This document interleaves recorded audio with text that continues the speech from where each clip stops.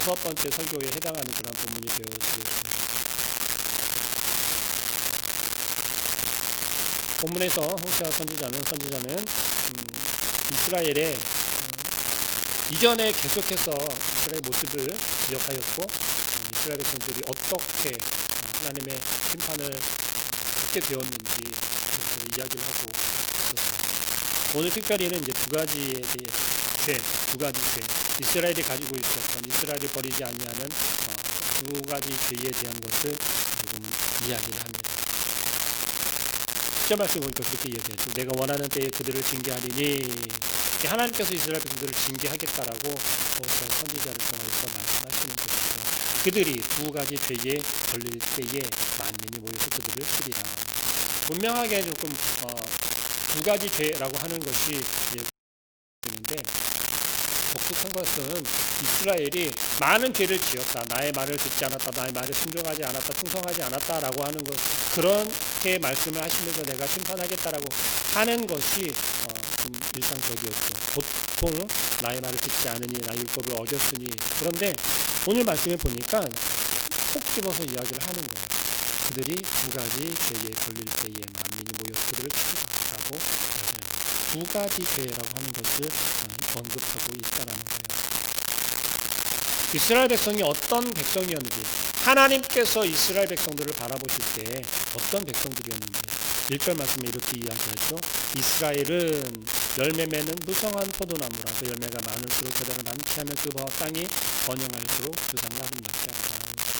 이스라엘 백성들은 하나님의 포도나무의 비유가 되어지곤 했었습니다.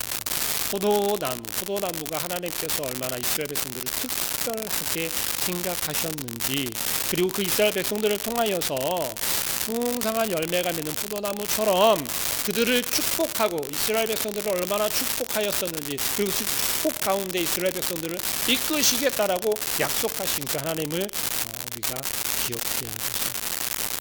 그런데 오늘 이야기하는 것은 선지자가 말하는 것은 그런 의미가 아니라는 거예요. 하나님이 기쁨이 되는 그 포도나무를 비유하고 있는 이스라엘 백성이 아니라 무엇으로 비유하고 있냐면 풍성한 포도나무이기는 하지만 열매가 많아지면 많아질수록 어떻게 된다는 겁니까?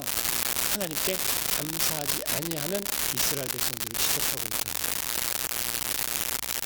포도나무 열매가 무성해져서 흉년이 드는 것처럼 풍성한 열매를 많이 거둘수록 이스라엘 백성들이 점점 더 하나님을 떠나는 하나님 앞에 서는 것이 아니라 하나님께 감사하고 하나님께 예배하는 것이 아니라 오히려 우상 앞에 우상 제단 앞에 드리는 그러한 이스라엘 백성들을 지적하고 그들이 삶이 풍족해지고 그들의 농사가 풍작이 되어지고 그들이 많은 풍성한 열매를 거두면 거둘수록 이스라엘 백성들의 모습은 어떻게 바뀌고 있다고요?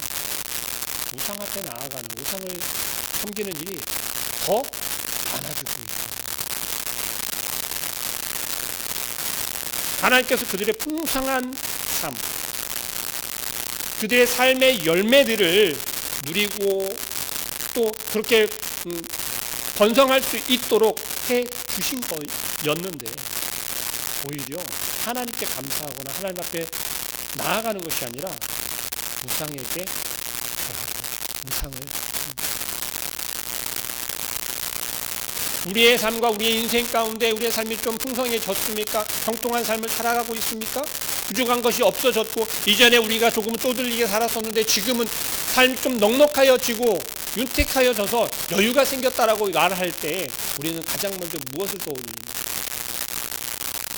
그리스도인으로서 우리가 하나님 앞에 나아가며 하나님의 은혜로 인하여서 우리가 이렇게 되었습니다라고 감사하기보다는 우리가 이제는 살만하니 좀 누려보자 라고 세상 가운데로 나아가는 우리의 모습이 아닐까.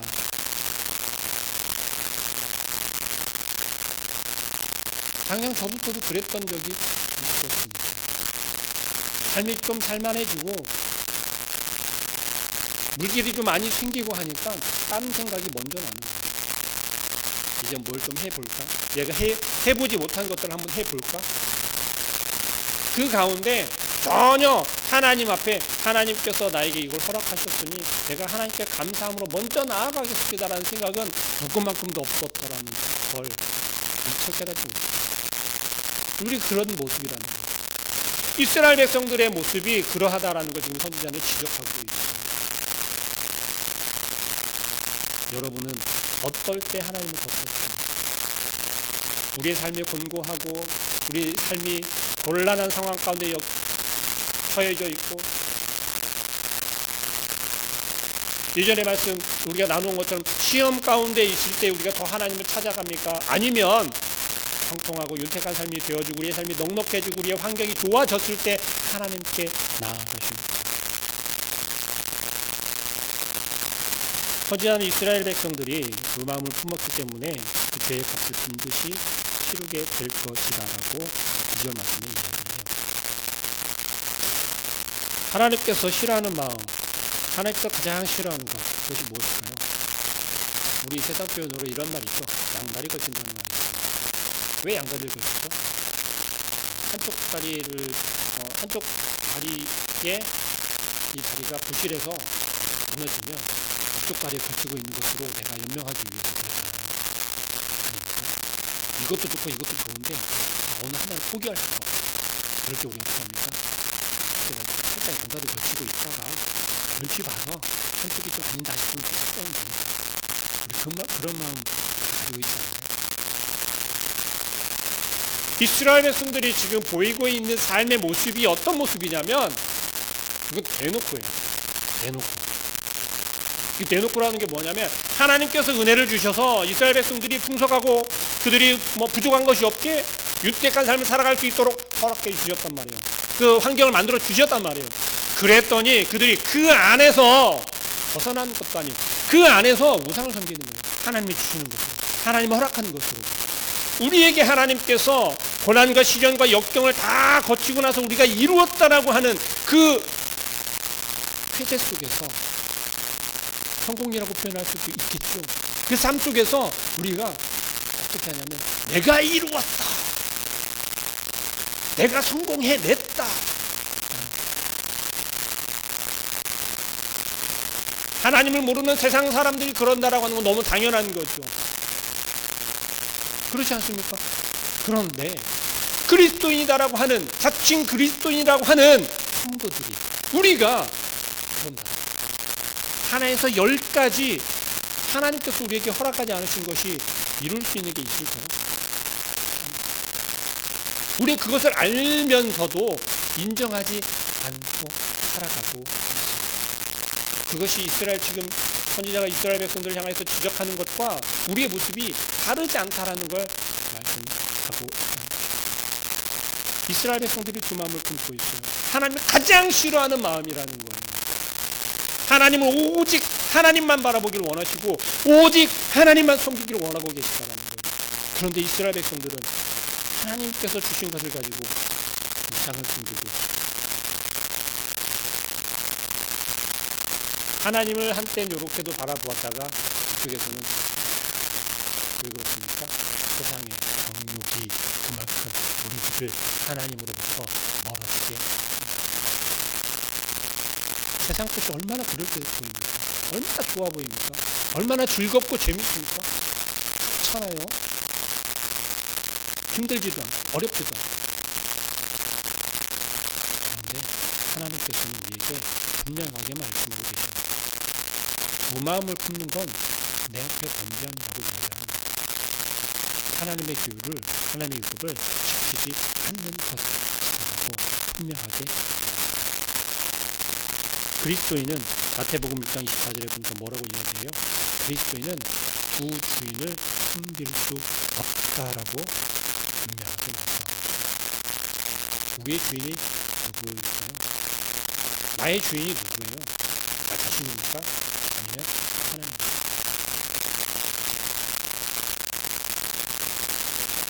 야고보서 1장 8절과 4장 8절에 이렇게 이야기합니다. 두 마음을 품은 자들은 정함이 없으므로 그 마음을 정결하게 하라고 권합니다.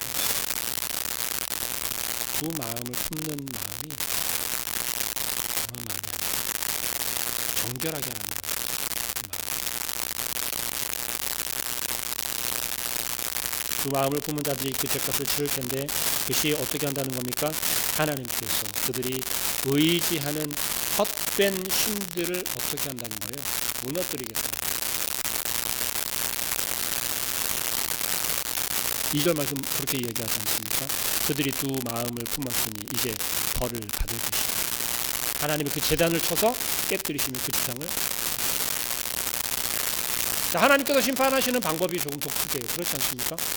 이스라엘 백성들이 말을 듣지 않으니까 그냥 하나님께서 이스라엘 백성들을 그냥 한 방에 다 치셔도 되잖아요. 그들이 생명 다 거두어 가셔도 된단 말이에요. 하실 수 있는 분이라는 거예요.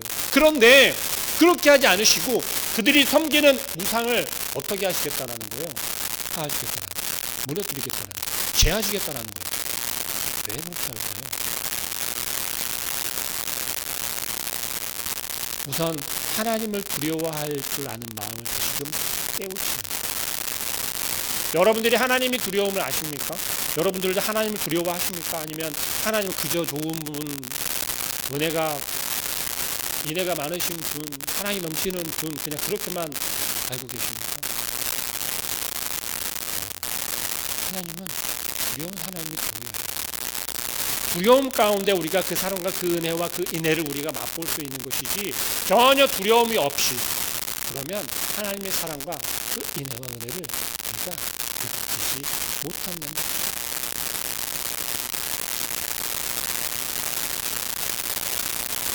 단지 하나님께서 그런 분이다라는 것을 깨닫고 하나님 그런 분이셨죠. 네, 이제 알겠습니다. 제가 이제 기억해냈습니다. 그것이 회개가 아니라고도 분명하게 이야기해요. 무슨 이야기예요? 돌이킨다라고 하는 것, 회개한다라고 하는 것은 우리가 하나님과 우상을 함께 섬기고 있었던 이스라엘 백성들이 우상을 전혀 다 벗어나 우상을 다 멀리하고 오직 하나님께로 돌이키는 삶이 되어야 한다. 그렇게 하지 아니하면 온전한 회개가 되어지지 않는다. 다시 말하면 우리가 회개를 했으면 우리의 삶의 모습이 변해야 된다는 것입니다. 바뀌어야 한다는 거예요. 그것이 온전한 회개, 온전한 돌이킴이다라고 이야기합니다. 선지자가 이스라엘 백성들을 향해서 계속해서 하나님의 심판을, 하나님의 징계를 이야기하는 이유가 뭐예요? 우리가 하나님을 알아! 우리가 하나님께 돌이킬 때 하나님 죄송해요, 잘못했어요, 우리가 회개합니다라고 하면서도 그들의 모습이 변하지 않았기 때문에 오늘 이렇게 그들에게 이야기하고 있습니다. 우리가 하나님 앞에 온전히 서지 못한 게 있습니까? 혹은 우리가 온전히 하나님을 바라보지 못하고 있습니까? 우리의 잘못과 우리 허물과 우리의 죄를 하나님께 회개하지 아니하는 것들이 있습니까? 분명히 기억하시고 우리가 진정한 회개를 한다면, 진정한 회개를 하였다면 우리의 삶이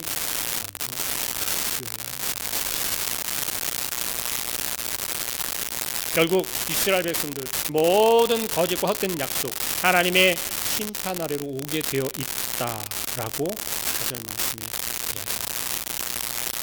이스라엘 백성들 그들에게 헛된 말을 내며 거짓 맹세로 언약을 세우고 그 재판이 바지랑에 돋는 독소같이 돋아난다라고 얘기하는 거예요. 사마리아 거인들, 이거 사마리아 거민들이라고 이야기하는 것이 이스라엘 백성을 지시하는 것이겠죠. 자기들이 섬겨도 송아지 신상도 악술에게 빼앗기고 편식하게 된다는 거예요. 여러분, 그 무당이나 귀신 들린 그러한 사람들이 가만히 보면 이상하게 하나 있는데 그 뭐지 아세요? 그들이 의지하는 무언가가 있어요. 굿을 할 때 무슨 방울을 막 들고 한다든지 아니면 부채를 들고 한다든지. 그런데 그들이 그것을 왜 들고 하는지 혹시 아시나요? 뭐 그런 이야기도 있어요. 그 방울을 막 흔들고 해야 내가 접신한 신이 나한테 오고 그 신을 부르는 소리라고 그렇게 이야기해요. 그게 없으면 신을 못 부르겠네요. 그러지 않나요? 우리가 흔히 부족들을 이야기하잖아요. 왜 부족을 쓰나? 그들이 왜 부족을 쓸까요? 부적을 붙임으로써 귀신이 못 오게 하고 악기가 접근하지 못하게 하고 한다라고 하잖아요. 그게 없으면 못하는 거네요. 제가 지금 무슨 이야기를 하고 있나요? 하나님께서는 우리에게 무엇을 요구하시냐면 그러한 것들을 의지하지 말라는 거예요. 우리의 질투, 우리 합동교단에서는 뒤에 십자가도 그러한 의미를 가지고 너무 그렇게 되어지는 것을 방지하기 위해서 십자가도 걸지 말자라고 결의를 하고 걸지 않습니다. 왜요? 그러한 것들에 하나님께서 매여 있는 게 아니에요. 그러한 것들에 예수 그리스도가 매여 있는 게 아니라는 사실이에요. 우리는 그것을 알아야 된다는 거예요. 우리가 믿는 것은요, 살아계신 하나님인데 눈에 보이지 않는다라고 해서 죽어 계신 분이 아니라는 거예요. 우리와 함께하지 않는 게 아니라는 사실이에요. 이스라엘 백성들에게 끊임없이 나타나서 말씀하시고 역사하시고 그들에게 부어주었던, 그들에게 은혜를 베풀어 주었던, 그들에게 축복하셨던 그 하나님을 이스라엘 백성들은 무엇에 지금 버리는 거예요? 우상에 자기들이 금송아지를 만들어서 그 향하여서 절하고. 지금 우리가 온전히 하나님만 예배해야 되는데 예배 형식에 막 되어지고, 혹은 교회 건물에 막 우리의 마음을 빼앗기고, 그렇게 변질되어질 수 있다는 무엇보다 중요한 우리가 우리 마음 가운데 생각하는 것은 어디에 있어요? 하나님. 세상의 물질과 그럴듯해 보이는 것들, 그런 우상들을 만들지 말라고 이야기를 하는 것입니다. 또 뭐라고 이야기를 합니까? 8절 말씀 보죠. 이스라엘의 죄 곧 아벤의 산당은 파괴되어 가시와 쓸레가 그 재단 위에 날리니 그때 그들이 산더러 우리를 가리지 아니하여 작은 산더러 우리 위에 무너지리라. 여러분, 혹시 장마가 쳐서 겨울에 물이 흘러가다가 낮은 그 폭포에 떨어지는, 폭포에 보면 물방울 생기는 거 보이죠? 물거품이 이렇게 생기는 거 보이죠? 근데 그 물거품이 생기는 걸 가만히 보고 있으면 어떻게 되냐면 금방 살아요. 혹시 보신 분들은 기억하실 거예요. 물이 막 떨어지면 물거품이 막 생기는데, 그게 떨어질 때는 물거품이 있는데 떨어지고 나면 바로 사라져버립니다. 7절 말씀에서 이야기한 게 이거예요. 사마리아 왕은 물 위에 있는 거품같이 멸망할 것이라는 거예요. 이 표현이 얼마나 우리에게 시사하는 바가 크냐면, 세상의 것을 쫓고 이스라엘 백성들이 왕을 세워달라고 그렇게 외치고 외쳤던 그들에게 그 왕이 결국, 우리가 세상에서 왕으로 삼는 그것이, 그 우상이 결국 어떻게 된다는 겁니까? 순식간에 사라져버리는 거예요. 영원하지 않는다라는 거예요. 우리가 세상을 살아가면서 이스라엘 백성들이 세상 가운데서 우리에게 왕이 없으니 우리가 이렇게 연약하다라고 외치며 왕을 달라고 외쳤던 그 이스라엘 백성들에게 우리가 우리의 삶을 살아가면서 이렇게 왕처럼 여기고 우리가 바라보는 우리 자신들만의 그 우상들이 어떻게 되어지냐면 물의 물거품처럼 사라져버립니다. 누구 때문에? 하나님께서. 우리가 하나님께 온전히 하나님께 우리의 마음을 의지합니다. 이스라엘 백성들이 지금 당하고 있는 심판의 대형이 이런. 그리고 9절 이하에서는 무엇을 이야기합니까? 9장에서도 이야기했지만 기브아에서 범죄한 때를 되새겨봅니다. 성경에서 이야기하고 있는 것이 여러분 지금만 되어진 사건이라고 해서 그것이 끝이 아니고, 그것이 시작이 아니고, 그것이 결과가 아니라는 사실을 우리는 성경을 통해서 알 수 있습니다. 무슨 이야기냐면, 하나님께서 베냐민 지파를 기브아 사건으로 인해서 정말 다 멸절당할 뻔했어요. 베냐민. 그 동족상잔이에요. 서로 동족끼리 싸웠다라는 이야기예요. 물론 그 사건이 그렇게 되어진, 시작이 되어진 사건이 있지만, 그런데 결국 그 사건으로 인해서 어떤 닉네임이 붙게 되냐면 범죄한 자손이라는 닉네임이 붙어요. 9절 말씀 보죠. 이스라엘아 내가 기브아시드로부터 범죄하더니 지금까지 죄를 짓는구나. 그러니 범죄한 자손들에 대한 전쟁이 어찌 기브아에서 일어나지. 우리 이거랑 조금 어울리는 그런 속담이 있죠. 잘 될 나무는 떡잎부터 알아본다. 좋은 의미에 사용하면 그렇게 되겠죠. 그런데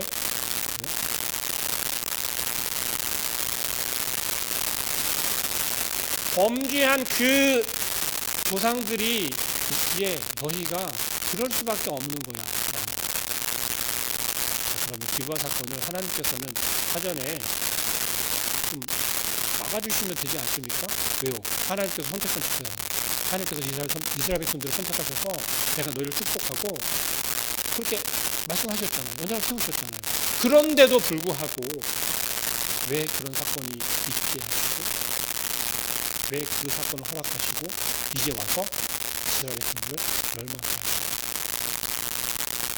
놀라운 건 하나님의 구원의 계획이 우리는 도저히 이해할 수 없는 그러한 일들입니다. 그러한 일들을 하나님께서는 이 시대에 구약 시대에 이스라엘 백성들을 통하여서만 말씀하시고 나타내신 것이 아니라 지금 우리에게도 동일하게 말씀하고 계시고 나타내고 계시다는 것을 기억하십시오. 하나님께서 선택하신 이스라엘 백성 12지파는 지금 하나님께서 우리 사람 한 사람을 선택하셔서 교회들을 모이게 하시고 하나님의 말씀 가운데 서게 하시며 주님께는 나와 하나님을 바라보게 하시며 그리고 하나님을 믿는 그리스도인이라 칭함을 받은 하나님의 백성들이 하나님 일에 귀하게 쓰임받고 그것을 우리는 인정하고 고백할 수 있습니다. 그리고 진정한 그리스도인이다 라고 말할 수 있는 건 하나님의 말씀대로 순종하는 삶입니다. 그것이 혹은 내가 바라보니 불의해 보이고 내가 바라보니 정말 불편해 보이고 좀 걱정스럽고 그렇다 할지 하나님께서 그것을 우리에게 허락하시고 우리가 순종하기를 원하고 계십니다. 그래서 서두에 말씀드린 것처럼 이스라엘 백성들이 두 가지 죄를 언급했었던 것처럼 10절 말씀에서 언급한 것처럼 내가 원하는 대로 그때를 징계하리니 그들이 두 가지 죄에 걸릴 때에만 만민이 모여서 그들을 치리라 하고 이야기해요. 그 두 가지 죄라고 하는 것은 뭐예요? 하나님을 버린 것. 하나님을 버리고 금송아지 우상을 섬긴 바알 섬긴 이스라엘 백성들. 그리고 또 두 번째 뭐냐면 다윗의 집을 버린 것. 다윗의 집을 버린 것. 이것을 어떻게 표현되냐면 5절 말씀 봅니다. 사마리아 주민이 베다웬의 송아지로 말미암아 두려워할 것이라 그 백성이 슬퍼하며 그것을 기뻐하던 제사장들도 슬퍼하는 이는 그의 영광이 떠났다. 이때 이제 하나님 우상을 섬긴 거예요. 7절 말씀. 사마리아 왕은 물이 있는 거품같이 멸망하리라. 이스라엘 백성들의 왕을 대표하는 게 사실은 누구를 칭해요? 다윗 가문을 이야기한단 말이에요. 지금도 그 유대인들은 이 다윗의 별을 보면서 그것을 의지하면서 다시 회복할 것을 그들이 외치고 있다라고 이야기하지 않습니까? 사마리아의 왕으로 대변된다. 하나님을 버린다라고 하는 것은 하나님의 세우신 그 모든 권위들도 다 버리게 된다라는 거예요. 하나님의 율법, 하나님께 세우신 말씀하신 명령하신 것들 그걸 다 버린다라는 거죠. 그러면서 어떻게 표현하고 있습니까? 에브라임은 마치 들들인 암소 같아서. 농사를 지으시는 분들이 이거 너무 잘 알아요. 송아지를 이렇게 밭 갈 때 많이 이렇게 쓰잖아요. 그러면 어떻습니까? 항상 잘 다니던 녀석은 뭐 이렇게 복귀를 하지 않아도 알아서 잘 가더라고요. 제가 할 일을 알아요. 아침 염을 먹이고 그냥 하면 가요. 그냥 우리 밭으로 가요. 그래서 기다리면 그냥 딱 기계 매주면 그냥 슬슬 가요. 참 신기하더라고요. 그런데 이제 요즘에 우리 집집마다 강아지들이 다 있잖아요. 이게 말을 잘 듣다가 어느 순간에 주인 말을 안 듣나요? 점점 이게 그 뭐라고 합니까? 머리가 돌아간다고 하죠. 이 생각이 이제 얘네들도 돌아간다고 하죠. 그렇게 되면 어느 순간에 이제 줄을 매지 않으면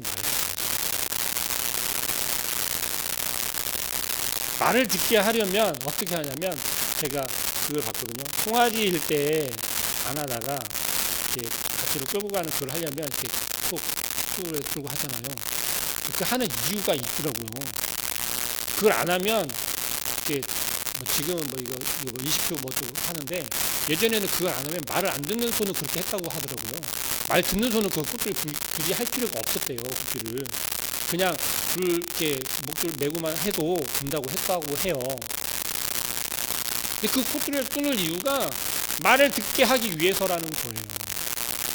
오늘 지금 에브라임 마치 들들이 암소 같아서 라고 곡식을 밟기 좋아하나, 처음에는 하나님의 말씀을 잘 듣고 말씀대로 순종했던 이스라엘 백성들의 모습을 비유하고 있어요. 얼마나 하나님의 말씀 잘 들었습니까? 하고 멈추고 이리 하면 이리 하고 저리 하면 저리 하고. 물론 그때도 이스라엘 백성들은 하나님께 계속 불평을 호소했죠. 그런데 이제 이들은 어떤 상태가 되어졌냐면, 제가 그 양단 목에 멍에를 메고 에브라임 위에 사람을 태우리니 유다가 밭을 갈고 야곱이 흙덩이를 썩고. 이제 말을 안 듣는 거예요. 사람을 태워야만 말을 듣는 그러한 암소가 되어졌고, 멍에를 메워야만 일을 하는 그러한 소가 되어졌다라는 거예요. 이스라엘 백성들이 말로 해서 너희들이 이제 하나님을 섬겼던 것처럼 잘 섬기라고 내버려두면 하나님을 거기에 내버려두고 우상을 섬깁니다. 바알을 섬깁니다. 왕을 세워서 그들을 다스리게 하고 그들에게 명령하고 그들에게 채찍질을 해야만 하나님을 섬기는 백성들이 되어졌다라는 거예요. 분명하게 이스라엘 백성들이 왕을 세울 때 하나님께서 말씀하셨어요. 너희들이 왕을 세우면 자유가 없어진다라고 분명하게 말씀을 하셨어요. 이전보다 내가 너희를 다스릴 때보다 훨씬 더 억압받을 수 있고 너희들이 핍박을 당할 수 있으며 너희들이 어려워질 수 있다라고 분명하게 말씀. 그럼에도 이스라엘 백성들은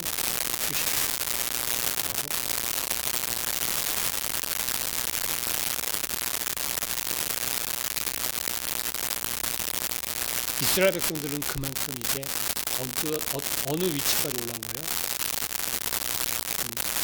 되게 말 안 듣는 애들이 뭐라고 표현하죠?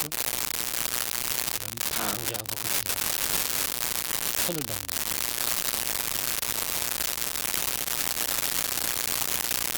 이스라엘 백성들이 지금 그런 상태까지 가라고 편안한 삶 가운데 우리는 무엇을 볼 수 있습니까? 나의 평안함이, 이 평안함이 어디서부터 오는지를 볼 수 있어야 합니다. 하나님께서 이스라엘을 다시 그 유다를 바벨론에게 던져버리신다고. 지금 이스라엘 백성들에게 필요한 건 무엇입니까? 지금 우리에게 필요한 건 과연 무엇입니까? 선지자는 지금이 그때라고 오히려 이야기합니다. 그때라는 것이 무엇일까요? 진정으로 여호와를 찬양하는 것입니다. 이스라엘 백성들이 이제는 진정으로 여호와를 찬양한다는 것. 진정한 마음으로 여호와께로 돌아갈 때가 바로 지금이라는 것. 하나님께 돌아가기 위해서는 이제 어떻게 어떤 것이 가장 선행되어지냐. 오늘 말씀 제목입니다. 우리 마음이 좋은 땅입니다. 이스라엘 백성들에게 진짜 이해하는 것이 12절 말씀입니다.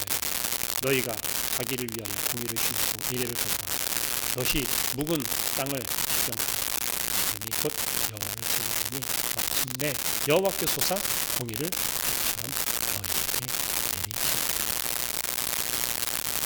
이스라엘 백성들의 마음이 둘로 나뉘어진 그 마음을 정결하고 깨끗한 거룩한 마음으로 갈아엎어야 된다는 거예요.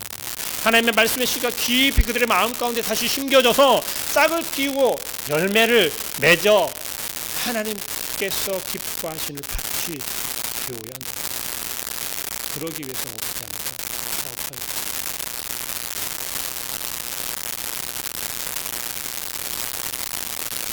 죄송합니다. 갑자기 이 노래가 생각이 나네요. 계속 싹 다 갈아버리시라고.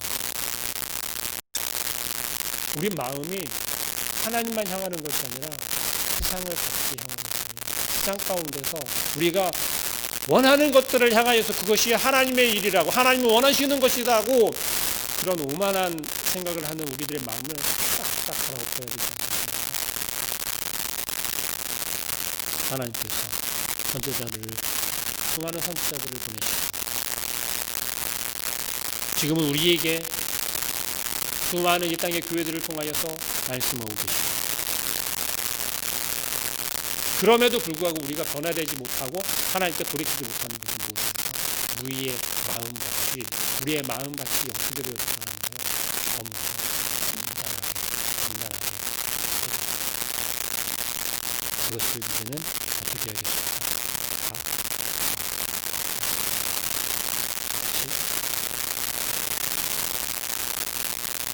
아름다운 열매가 맺어지고 하나님께서 씨를 우리의 뿌리 내릴 뿌리 내린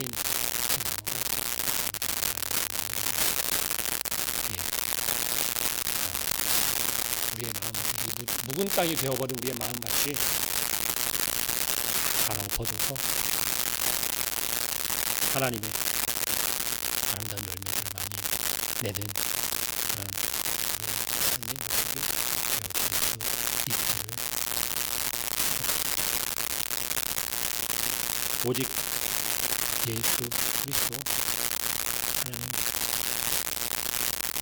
우리 마음 가운데 우리의 생각 가운데 고백은 어디에 있습니까?